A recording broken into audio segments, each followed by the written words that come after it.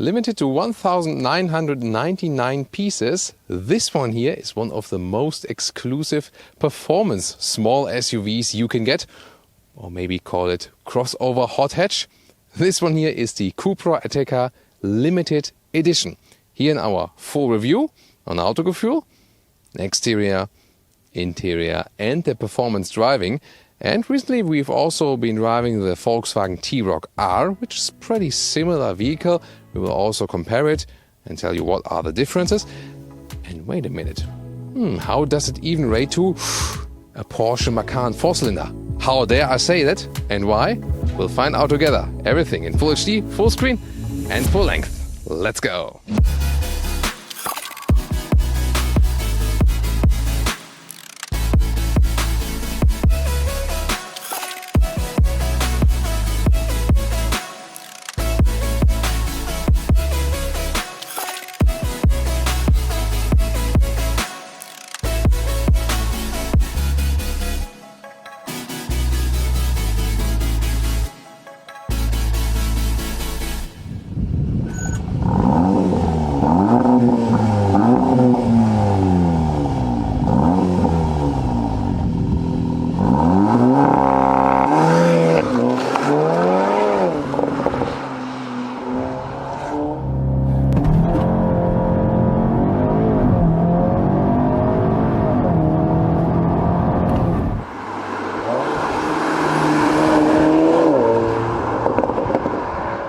So if you look at it from the front, the Seat Ateca in general, it has the same base styling. So, it's not too aggressive, but already, somewhat sporty. And the Cupra Ateca gets the special Cupra logo as they position that one as a separate brand from Seat. Then we have those dark accentuations here, then a lot of copper as in this Cupra logo, also stronger lower bumpers. LED headlamps are standard equipment in higher Ateca versions, and that also counts here for the Cupra. And it's always cool that the daytime running light, if you activate the turning indicators, actually is replaced by the turning indicators, and that looks pretty fancy while driving and using the turning indicators. 4 meters 36, 14 foot 3 or 172 inches is the length of the Cupra Ateca, or in general a Seat Ateca as well. And that means it's just a couple of centimeters longer. Oh, touch the keyless entry, so you can also see how the side mirrors flip in or out again. So yeah, there we go. Nice. So it's a couple of centimeters longer than the VW T-Roc or T-Roc R. Even in wheelbase, so a couple of centimeters longer in wheelbase, but still the same platform and not too much of a difference. But reminder, it's a short vehicle. It's a small or compact SUV, yet it's quite powerful, soon coming to the engine specs. The color here for today is called Graphene Gray. Could be also Graphit in German. And then we have those 20-inch wheels, 19-inch is what you usually get for the Cupra Ateca. Here exclusive with 20-inch in this copper scheme again for the limited edition. And also with the 18-inch Brembo brakes. Included that we also have the disc brakes with the holes in here. Those ones you could also optionally get normally for a Cupra Ateca, but here they are already included in this special edition for a little bit more performance. You can see it's not a super matte color, but like somewhat a matte color.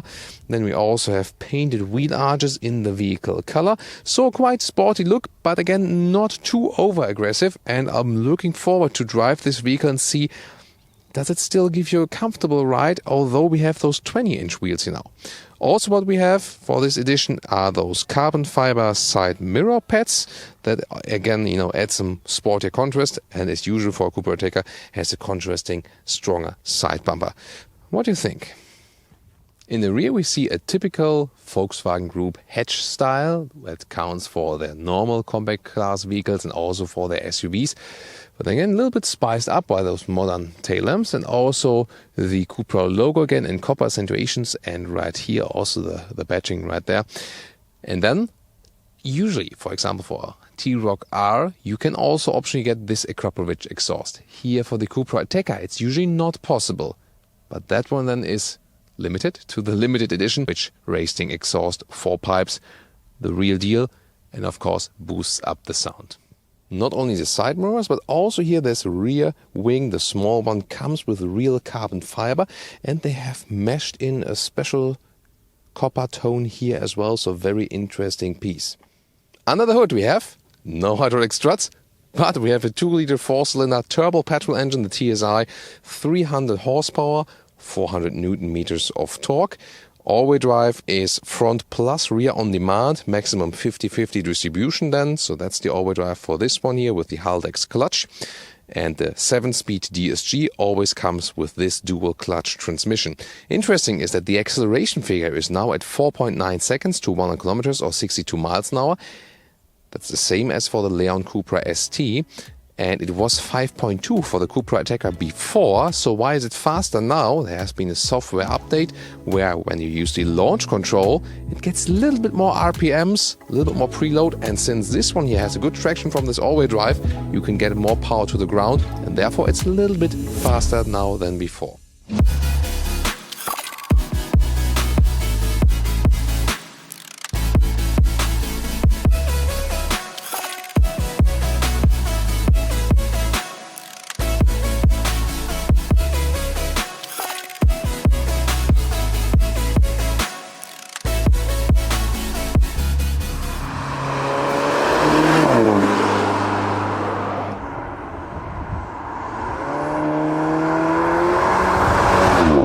This is the car key, and you see it has the very same structure as the rear carbon fiber from the outside mirrors, for example. And the thing is, on the outside, you know, there is this clear coating above it, and that makes it look real as we know it. Here there's no clear coating on, it has like a matte surface, but this is also real carbon fiber. I checked that with Cupra, and they also showed me some sample pieces where I couldn't look at it from behind.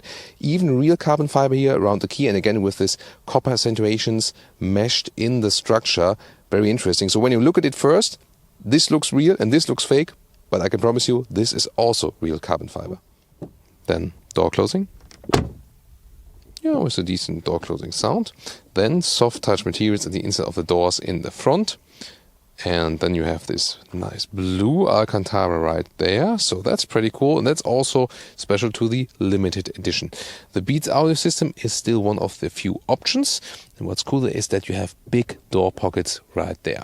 Then you also have some special floor mats. Sorry, floor mats are not exactly clean at the moment because of the sandy ground.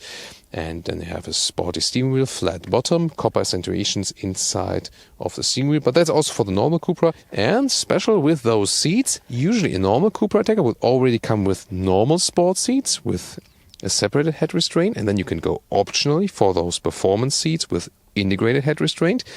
The limited edition comes directly with those seats, inside Alcantara, outside leatherette, and then this carbon fiber style leatherette also, so all non-animal based. That's a good decision.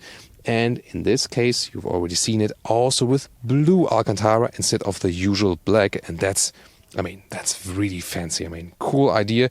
Usually we just see blue Alcantara, like with Bentleys or something. So they picked up on a very exclusive color scheme there, and it looks really amazing. And yeah, as blue is one of my favorite colors, I like it also very much. And the normal sport seats are also very comfortable, and it's, you have to try it out if you go for normal sport seats or with those integrated head restraints. Same goes for Seat Leon or Leon Cupra, soon then also the Cupra Leon when they also switch that. Here in this case for the limited edition you don't have any choice, but I can tell you both are comfortable, the one with the separated head restraint and also those. So 4 sport seats, they are among the most comfortable ones. Even as a tall person, you get along very, very well. You are, held tight actually quite well for the corners, but still it's not too tightening. So I really like those seats. And when I put the seat all the way down, here with the electric controls, lumbar support also right there, then there's still enough headroom left. Although this one here is equipped with a panoramic roof, this is one of the few options there's left in the list. So the limited edition does not come with a panoramic roof standard. You can fit it actually, and you can also open it. Just have to turn on the ignition, and you can see how far it actually opens. That leaves a lot of nice air and light in. So it's a very interesting option, definitely. there we go. It really opens very wide. Pretty nice. Oh, have you seen this Cupra logo stamp here on the seat, by the way? That's also pretty spectacular. Now maybe a blue Alcantara steering wheel? That would be cool, right? What do you think about that? Soon more leads to the digital instruments right there and also to this infotainment screen. This one is also standard for high trim Ateca versions and also, of course, here for the Cupra Ateca. So, yeah, the blue Alcantara seats are one of the most special things here in this limited edition. And I mean, the price difference is not that huge if you equip a lot of options than for a normal Cupra Ateca. And as I said, there are not too many options left to go. The Beat sound system or the panoramic roof are two of those. And those decor elements here all around the cockpit, again with this carbon fiber and the copper tone inside. This is also a very thin layer here as well. Very thin layers of real carbon fiber. I took a look at the sample pieces and they are really real. Again, due to this matte surface like on the key, it looks like it would be just fake, and the exterior parts which have this clear coating look as we know it. But the thing is, usually when carbon fiber is used on cars, it always has the clear coating, so that becomes the carbon fiber as we know it. But here indeed, when they do not have the clear coating, it feels like a rather matte surface. And this is also, again, real carbon fiber used here in this Cupra Ateca, special to this limited edition. And recently we've also seen with the Maserati Levante Trofeo, by the way, that they also use this rather matte, non-clear coated carbon fiber on the interior. Interior overview. It's really interesting how they put in design lines even here on the top soft touch dashboard. That looks pretty cool. And it's also nice that they have this horizontal layout here, and so there's not worse transition right there. In the 7th generation Golf there's like this gap right there, but here they made this separation right there, and that's actually quite well integrated. So again, they have a very compact steering wheel with a good size for that car, 10.25-inch digital instruments, then soon more details to everything you can do with that. That comes standard with this vehicle. Also here this 8-inch central infotainment screen comes standard with this car. We'll soon also go more in details to that screen. And this is the Apple CarPlay menu. You can also go back to the normal menu right there, and some close-ups very soon. By the way, you can also have a gesture control, but yeah, the question is like how much. Yeah, it doesn't work all the time. There it worked again. There it is. But just for those two apps more, I don't know if it really makes sense. But still, it has some knobs here, left and right. That's, I think, quite good. Still a classic climate unit, and you can control also very well while driving. That's what I like about those more subtle climate units. And in the lower area, then, 2 USB supplies. 12-volt power supply, and then there's an inductive charging pad also for your smartphone. At the moment I have it connected with the cable anyway because the CarPlay or the Android Auto still runs via cable only. Start-stop engine button flashes like a heartbeat. They say heartbeat, like a heartbeat, and that's taken over from the Jaguar cars. It was their idea actually, and yeah, to make the car a little bit more alive. That's interesting. Then 7-speed DSG shifting lever is always a standard. You only get this car here with the 7-speed dual clutch transmission, and you can pull it back to the drive mode also right then for manual mode, but you can also do it with the shifting pedals. And then there's this driving mode selector for normal mode, sport mode, also this checkered flag mode with the so-called Cupra mode, and that's an even stronger turning up the gears and so on. Talking more about that when we drive the car. There's also an off-road mode available that also changes the ESP settings and also the all-wheel drive characteristics, and also the snow mode for a little bit less throttle input, for example. And then there are some cup holders which are quite deep. That's why they hold the bottles tight. However, they are not adaptive. Then leatherette cover for this armrest is very well attached, and the cubby hole underneath. So on special request, here the sun visor, which also goes to the side as usual and has an automatic light going on here. Then when you open this mirror, and that's actually quite good, you can see yourself very well. Check it out, y'all. Yeah, I mean, that's sometimes pretty important, isn't it? Is it? And talking about mirrors, also here the central mirror, central back mirror, is very well integrated because it is frameless, that looks premium and elegant, and it also delivers a very good view to the rear. Infotainment system up close. Here we go. You don't have hot keys, but let's say hot touches on the side. So where you can go directly to the Apple CarPlay, for example. This is the integrations, also very well being used like that. Music-wise, by the way, this is one of the all-time classics. This Beats sound system, it's okay. It's nothing special decent. So, the DIN audio system we have in the VW Tiguan, for example, is way better than this one, just to mention it. Well, and then you also have, for example, some views here for the car, like those sport information gauges. This brings you back to the main menu, and then you can go to the maps. For example, we're here with navigation or the top right. And I still like to have this volume knob here as a real knob and also zoom in and out. That's better, for example, while driving than, doing this while driving. It's quite responsive, but with this software, I sometimes had the problem that when you, for example, in a right turn, then twice I thought, I have to go right now, but it was the second right. So that happened quite a lot. Not sure about that.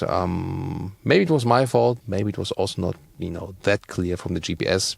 Just can state my opinion. Then Bluetooth connection, a normal one, would also be possible, and that you usually use the cable connection for the CarPlay or Android Auto. Those digital instruments, they look quite fancy, actually, although I really love the analog gauges in the Cupra models of the past. But still, this one offers you a little bit more flexibility because you can change the view. You can have the GPS view in the middle. It's not flickering on real life, by the way. And then still shows, gauge on the side. Also like this. So you can play around with that, whatever you prefer for what kind of view. And then, of course, other information are also possible to have it, in the middle part, or even the lap timer. Here, way to go. For the rear seats, you also get the blue Alcantara, and you have this somewhat, at the inside of the doors, of course. That is pretty cool. And then also at the normal seating benches, and you have this somewhat single seat setup. That's what I wanted to say. So in the middle part you can still sit, but it's more optimized for the outside seats each. And again, with this carbon fiber look leatherette too. This is pretty cool. The only thing right there you have to bear in mind, copper accentuations, that too. Only thing that is, not speaking for the highest quality or money spending, hard pack at the inside of the doors. Yeah. I think we can live with that, but then for the price of this car, maybe we could have expected otherwise, but then again, you can understand that when it's not there for a normal Ateca, they won't make it for the special version. That doesn't make sense in the whole production process. Then still, decent legroom right there. Those performance seats here, they cost you a little bit of legroom. So the ones with the separated head restraint, if you pick a normal Cupra Ateca or normal Ateca or Seat Leon and so on, they give you a little bit more legroom. But still, you see, it's plenty of legroom left, and that's the cool thing. This is not by no means a long car, but we have the same amount of legroom in a BMW X5 or something, so the package of this car is fantastic. Then also headroom left, even though we have the panoramic roof, which really goes all over the car. You can also see it here from the rear perspective, maybe even more so when we close it again. So this is also a pretty nice feature, especially for the rear passengers. And it's on the one hand nothing special here in the rear. On the other hand, it's super, super comfortable. It's astonishingly comfortable. So realized it again when we had a shuttle ride in another Ateca this morning, and this is such a natural upright seating position. Not too much, but not too little. You just feel relaxed and comfortable. You have so much space, although the car is not big. And just, the angle, how the seat is. Look here, like how close it is to my legs. This is like perfectly matched.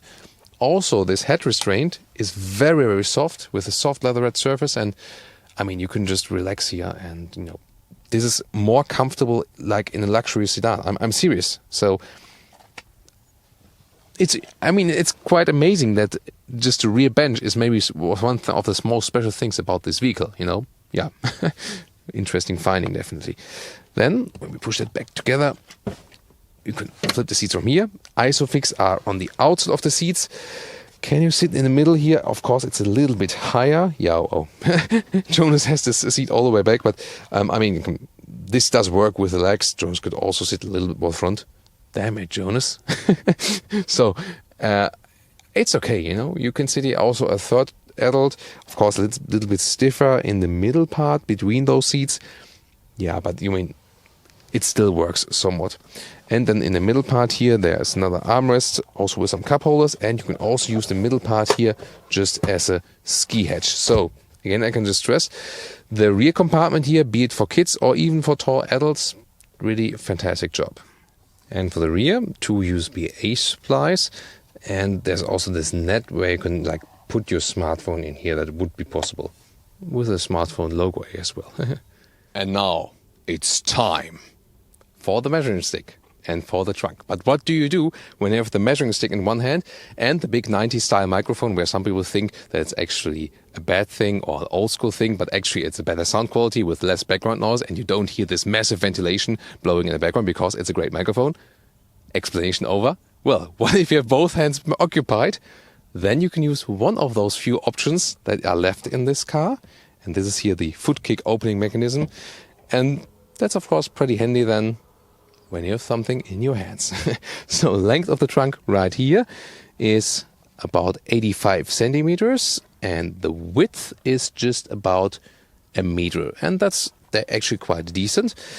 Well, the Seat Leon Estate, by the way, would have a longer trunk. That would be a difference between here SUV and an Estate. Then here the height is a little bit less than 50 centimeters below this cover. And the total height is something more than 80 centimeters if you remove this top cover. What's actually quite cool, there you can see again this ski hatch. Then on the left side you have a 12-volt power supply, but also a 230-volt power supply, so you can even recharge a laptop here or something. That's actually quite cool. And then dimension-wise, that you also get an idea of how it looks like when just a backpack is in here. That also fits as for the height. And then we can flip the seats from here, like this and like this. And you see there is a small step then still left. Below this cover there's audio equipment, but if you don't have that option, then you can also fit a replacement tire. And then to the seat as I would be driving, you see there's still a decent length, although the car overall is not super long. There we go. And that's about 1 meters and 60. So that's for the overall length. And now, what about closing the hatch again? This electric tailgate, and you can either put this button here, but then again, if you're busy with something in your hands, then you can also use this foot kick opening mechanism to close it again. Gives a warning sound that no one is actually getting squished, and then it closes again. And talking about getting squished, that's of course another key feature here, a signature test on Autogefühl. What about this child safety when the electric tailgate comes down? And we know from VAG products that had been a problem in the past, so looking forward to that. Yeah, that was good, so no problem as for that. There you go.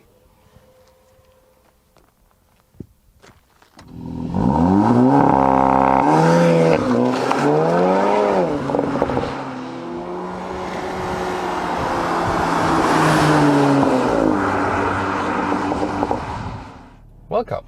Let's start with the launch control.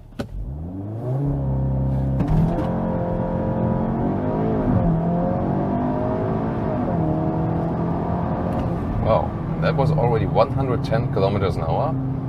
Pretty amazing, and a very smooth acceleration from this all-wheel drive. Of course, a front-wheel driven platform, but on demand also power to the rear wheels.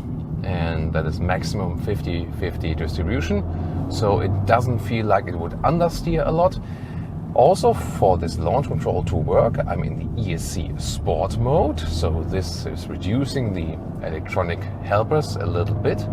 And I'm also in the Cupra mode that boosts up the sound from this optional for the Cupra Ateca, but standard equipment here in this limited edition.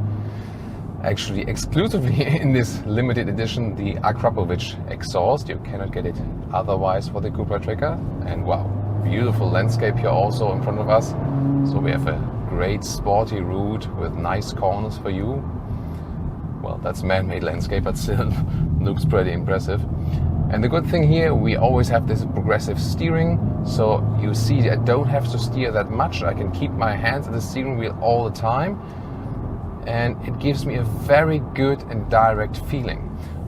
Wow. Sometimes it takes a while, and even in Cupra mode when the gear is shifted back. So I would recommend for the sportiest driving to stick it here with the shifting pedals so I can control that myself. That's a lot of fun. Always get a nice clicking feedback as well. Shifting back, and then you're right here again, and see here, I'm not exceeding any speed limit, but still I'm catching up to the next vehicles quite fastly, and it's really a lot of fun to drive this car. It's so neutrally balanced. That's pretty amazing. And it's still very comfortable. So it's not like you are in a sporty car and think, oh, my back starts to hurt or so. You're being kept tight in those sport seats. That's really cool. But at the same time, it's very, very comfortable. And now we let some time pass magically, that you can enjoy some more action, because that stack of car in front of us won't go away. So we wait a little bit and we continue with some more action.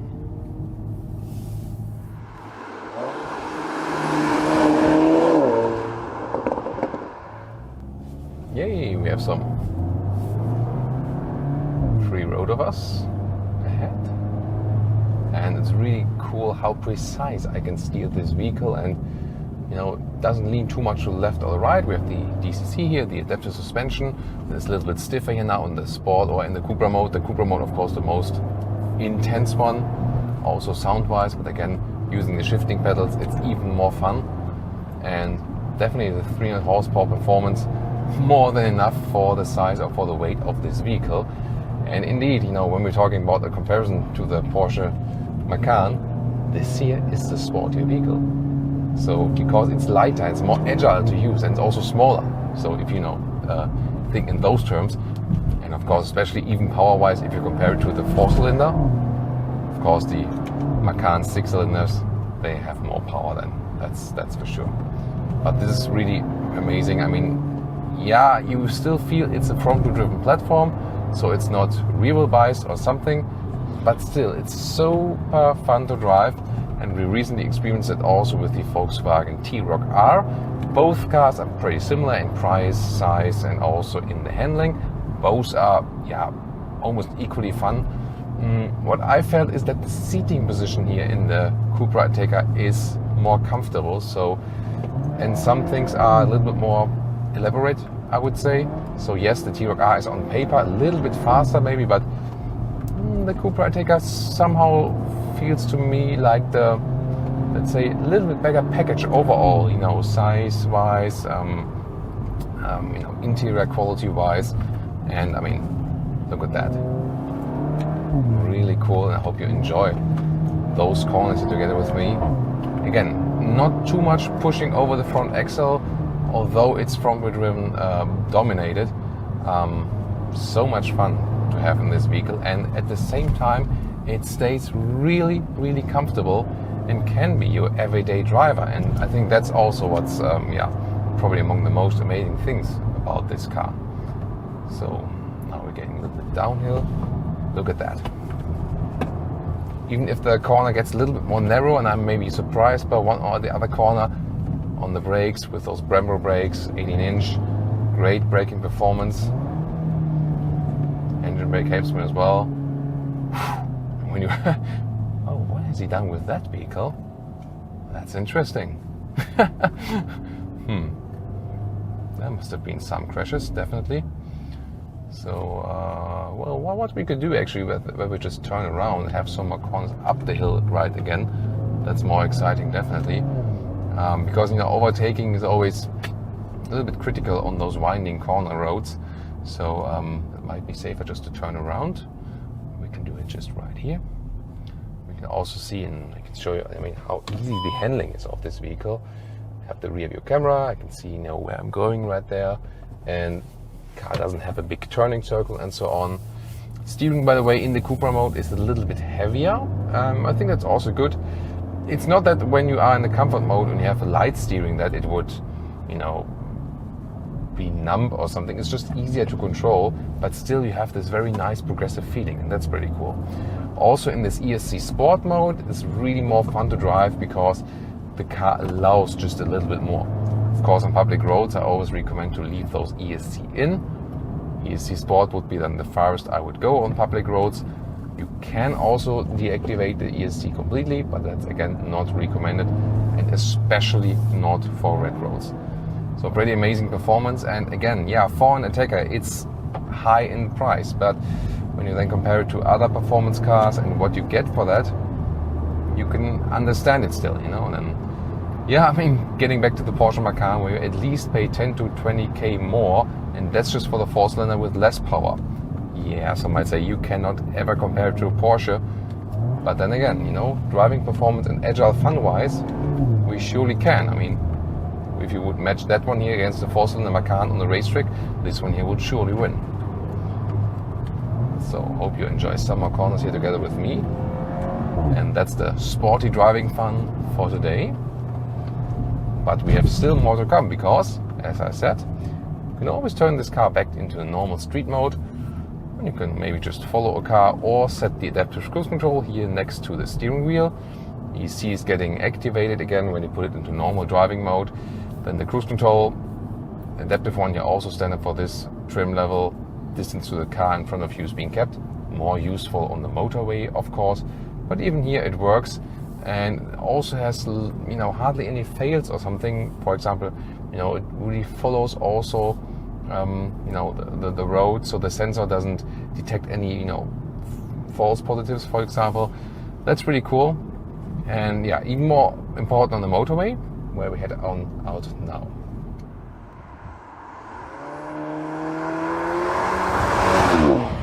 Now to some motorway driving, more everyday driving situations.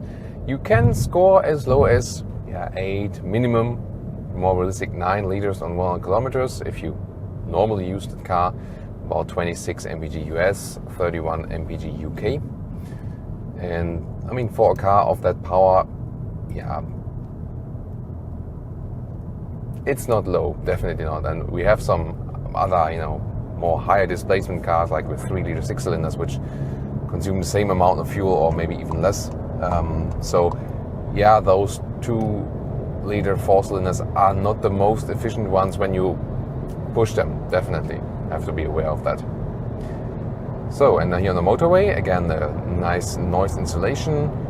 We're going up to 120 kilometers an hour, which is about 70 miles an hour, and it's still quite decent. And you can very well relax also in this vehicle. So it is also a good traveling vehicle for the motorway. You have this upright seating position. The sport seats are very comfortable.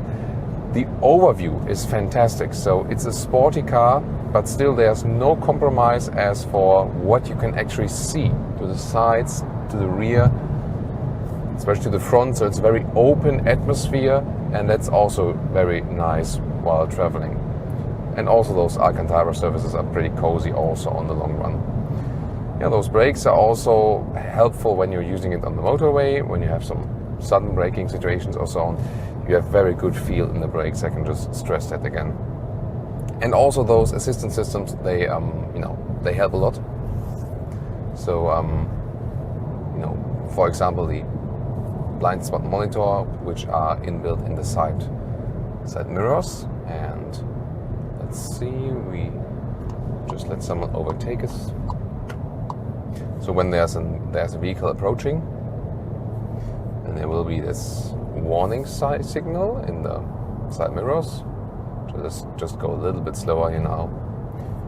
And there we go. And when I hit the turning indicator, it also starts flashing, and that's definitely very helpful. The AEB, the autonomous emergency brake, is also standard equipped with the car, and here the blind spot monitor standard with the higher trim, or higher trims in general, for not only for the Cupra Ateca, but also for other higher trims of the Ateca. And as long as I'm in the comfort mode here for the DCC, I really have a decent comfort as well from suspension. That's the good thing about this dynamic chassis control, the adaptive suspension. You can use it as an everyday driver. Of course, also in the comfort mode, it feels a little bit stiffer than a normal Ateca, yes, but it's still perfectly comfortable. And if you want it sportier then you can go to the sports mode or the before mentioned. There's a bicycle on the motorway. Is that allowed here in Spain? It's not in Germany. Interesting. Live and Autogefühl. There was another one. Really? Yeah. Maybe it's allowed here. Maybe it's like not like a A-class motorway or something, but a B-class motorway. Or, I don't know. Back to the car. So here in the Cupra mode, for example, we feel that the suspension stiffens up again, and yeah, I mean, for countryside driving it was perfect and so on, like for our closed route circuit. But here for the motorway, after a while, it gets a little bit annoying because it's, we're just running straight, running relaxed, and then just the comfortable setting is definitely more relaxing, and it's still sporty enough. So when I do some slalom like here at higher speeds, the car doesn't. Yeah, interesting. So there's even a sign that cars should keep distance. So this seems to be cleared for cyclists. Very interesting. So even in the comfort mode, the car doesn't lean too far to the sides. That's also very cozy still. So I think a very, very good compromise setup they found here. So indeed, this stresses again that this car is actually able to do both. So this very sporty approach and also this comfortable side, and that's what I really like about, let's say, those, how should we call it? Like, BMW calls them M performance models. At AMG, it's usually like a 343 or something. So, where there's always like a step. There's no step above here, but you know what I mean. There are also like those no compromise sports cars, and of course there's also a fan group for that, and for the track they're great and super sporty and so on. But I think it's good for the everyday driving customer that you still have a decent amount of comfort, and that's also what this car is indeed offering.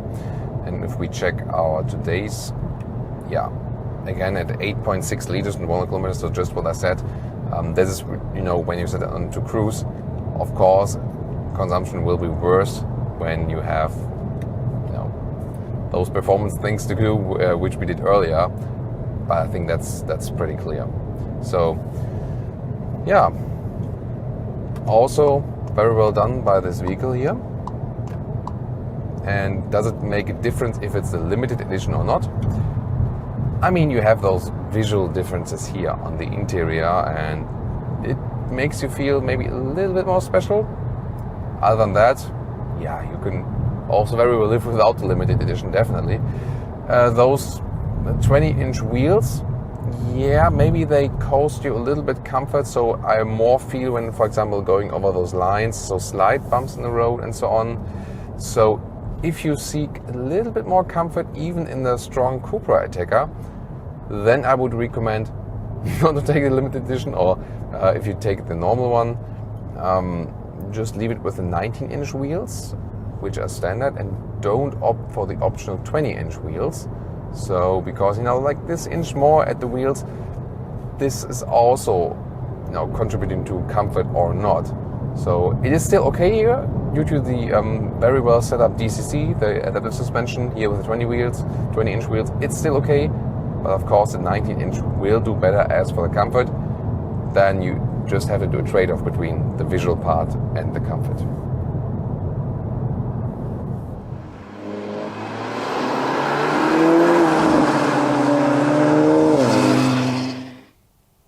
And now to our conclusion for today with the Cupra Ateca, here today in our limited edition.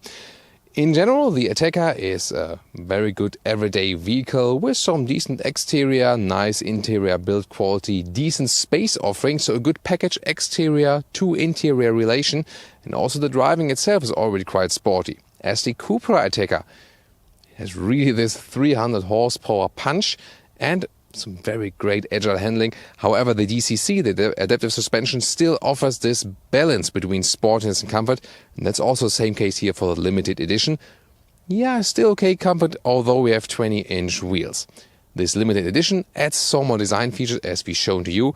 My favorite, definitely blue Alcantara seats for today. So how would I actually take it as it is here right now?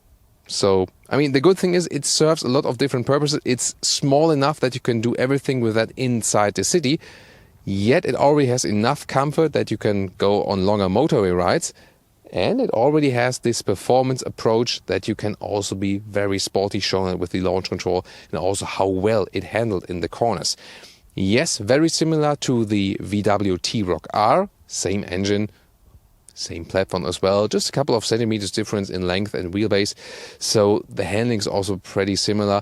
I found the seating comfort a little bit better here in the Ateca, and also the space I have on the inside. So therefore, I would actually prefer the Ateca, if you think about the T-Roc, and also some interior quality materials.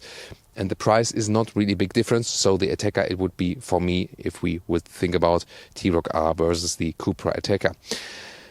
Then, yeah, what about this Porsche Macan comparison? Some would say, how dare you compare this to a Porsche? But think about it, in the 4-cylinder version, again, as I said earlier, it has the same base engine, just that this one here has more power. So, although you pay base price 10k less, or than if you equip the Porsche Macan, this one here will be, like 20 or even more, like 25,000 euros cheaper than the Porsche Macan, but still has more power, and the interior space you get is actually even more.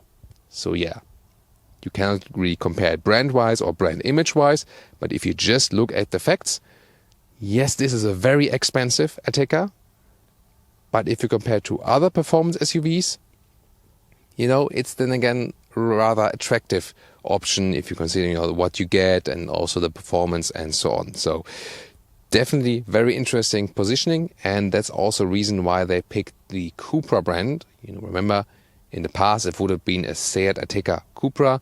Now they made it Cupra Ateca to be a little bit more standalone. I mean, there are some guys who really like that single unique positioning. Others say, I would have picked it also with the Seat logo. I don't care so much. Honestly, I don't like the Cupra logo personally that much. It looks a little bit tribal-alike.